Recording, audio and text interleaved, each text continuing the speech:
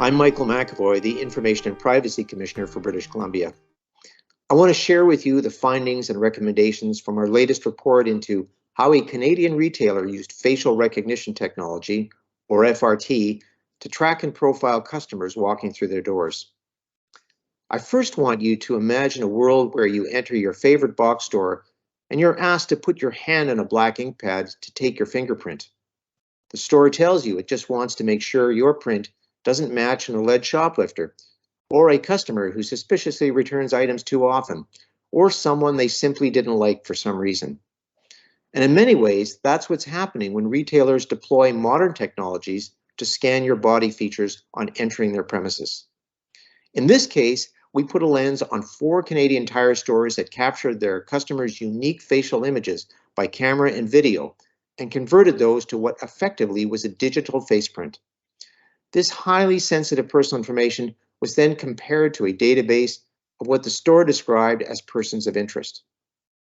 In this investigation, we looked at a number of issues, including whether customers entering the stores gave consent to collecting their personal information using FRT, whether those customers were properly notified about how their images and facial biometrics would be collected and used, and finally, whether the broad use of FRT in this case was reasonable.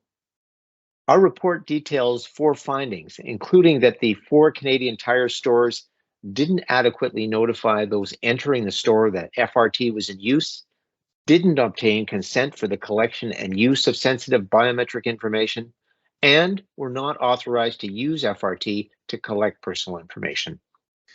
Store managers have already addressed most of those non-compliance concerns by removing the FRT systems and destroying any personal information stored on those systems, including all the collected images and any facial biometrics.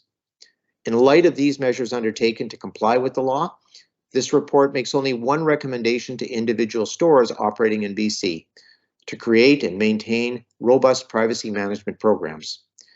Those programs will help to ensure adequate safeguards are in place to protect personal information, especially the highly sensitive kind highlighted in this report. We also make 2 recommendations to the BC government.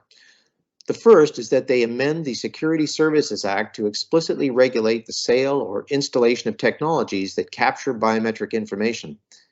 It's ironic that regulation now applies to those who sell and install old closed-circuit television systems, but not those who deploy the more invasive facial recognition technologies. The second thing we recommend is that government amend the Personal Information Protection Act to create additional obligations for organizations that deploy biometric technologies.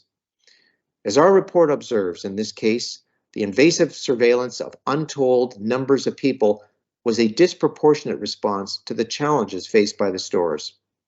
I think it's important in a democratic society to proceed with caution, or not at all in many cases, when it comes to facial recognition and other biometric technologies. As always, we appreciate your interest in our work and invite you to visit our website at oipc.bc.ca to read the full report.